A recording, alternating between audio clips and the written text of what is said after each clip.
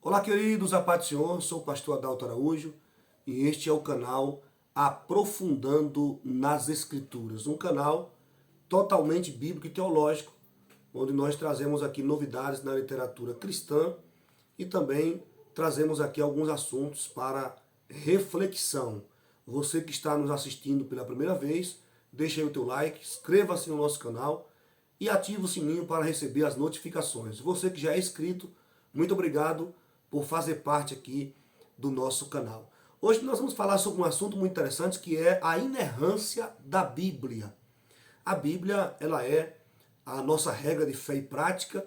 A Bíblia é a inerrante palavra de Deus, porque ela não contém erros, embora alguns entendam que a Bíblia ela contém a verdade, mas na verdade a Bíblia é totalmente e divinamente inspirada por Deus. Então, a Bíblia é inerrante e a Bíblia também é infalível. Eu quero trazer aqui as palavras do teólogo Norman Geisler, né? Ele tem aí uma teologia sistemática escrita aí pela CPAD e muitos outros livros escritos.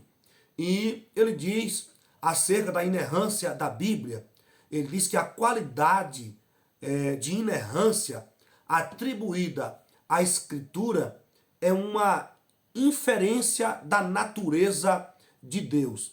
E Jesus Cristo ensinou que seu Pai é o único Deus verdadeiro, lá em João capítulo 17 e versículo 3. E que sua palavra é a verdade. João capítulo 17 e o verso 17. Equivalente a isso é o ensino apostólico de que Deus não pode mentir, lá em Hebreus capítulo de número 6, versículo 18, e que nenhuma mentira vem da verdade. João escreveu isso na primeira epístola, capítulo 2 e versículo 22. A inspiração não se estende apenas aos pensamentos ou pronunciamentos orais dos profetas, mas às suas próprias palavras. E Moisés escreveu todas as palavras do Senhor, quando você lê Êxodo capítulo 24 e versículo 4. E Davi confessou, a sua palavra está na minha boca. Segundo o livro de Samuel, no capítulo 23, versículo 2. Jeremias recebeu a ordem de não omitir nenhuma palavra. Jeremias capítulo número 26 e versículo 2. Repetidamente, os profetas prefaciavam suas declarações com uma frase imbuída de autoridade. E eles diziam assim: assim diz o Senhor. Você vai encontrar isso em várias partes dos livros proféticos, quando os profetas iniciavam uma fala, eles usavam essa expressão, assim diz o Senhor. Jesus definiu a revelação do Antigo Testamento com a expressão está escrito, lá em Mateus capítulo 4, versículos 4 e 7. Paulo testemunhou que falava palavras ensinadas pelo Espírito. Primeira carta de Paulo aos Coríntios, capítulo 2, versículo 13. E ensinou a Timóteo que toda a Escritura é divinamente inspirada. Na segunda carta de Paulo a Timóteo, no capítulo 3, e o versículo de número 16. Jesus também afirmou que todo o Antigo Testamento era inspirado por Deus. Tudo que foi registrado por Moisés e pelos profetas procede de Deus. Mateus capítulo 5, versículos 17 e 18. E, portanto, terá que ser cumprido. Lucas capítulo 24, versículo 44. Confira também Romanos capítulo 15 e versículo número 4. Esta alegação de inspiração naturalmente aplica-se apenas aos escritos originalmente dados por Deus, ou seja, aos chamados autógrafos, não às cópias sujeitas a ocasionais erros de transcrição. A confusão, ou melhor, a conclusão necessária é que as escrituras não contêm erros. Tudo que Deus diz é verdadeiro e infalível com respeito à profecia. O Senhor mesmo promete fazer acontecer os eventos que ele prediz.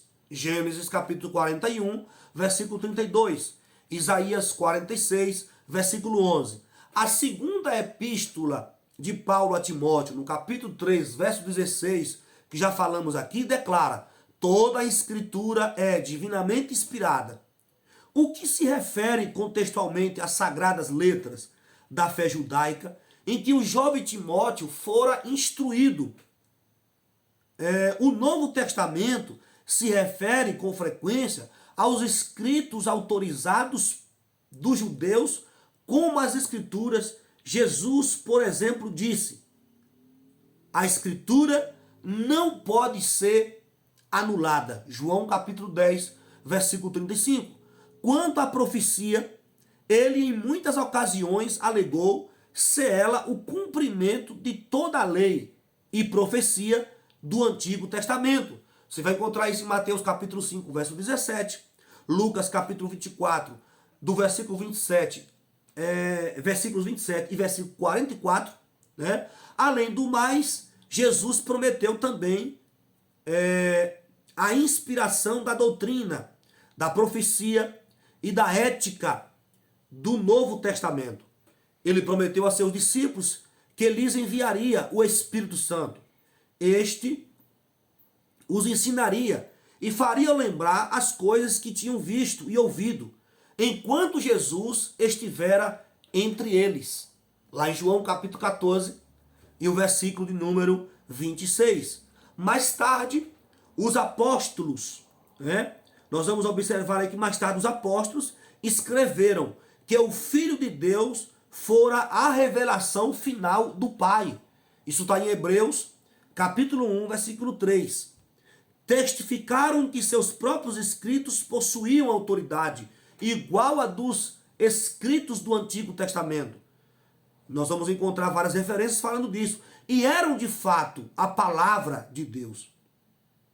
A conexão entre inerrância, profecia e certeza pessoal é explicada em Hebreus 6 e 18.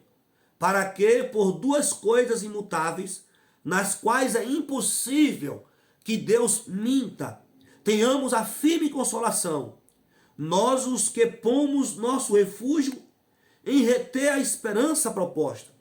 Nossa esperança se baseia no cumprimento inerrante da profecia. Jesus Cristo cumpriu literalmente a profecia do Antigo Testamento. E sua volta cumprirá profecias tanto do Antigo quanto do Novo Testamento. Então, nós entendemos que a Bíblia, ela é inerrante, ela é infalível, né? E nós entendemos que Paulo, escrevendo a Timóteo, ele deixa claro que a Bíblia não contém a verdade, ela é a própria verdade, na sua totalidade. Quando ele diz toda a Escritura, não é parte da Escritura, toda a Escritura é divinamente inspirada.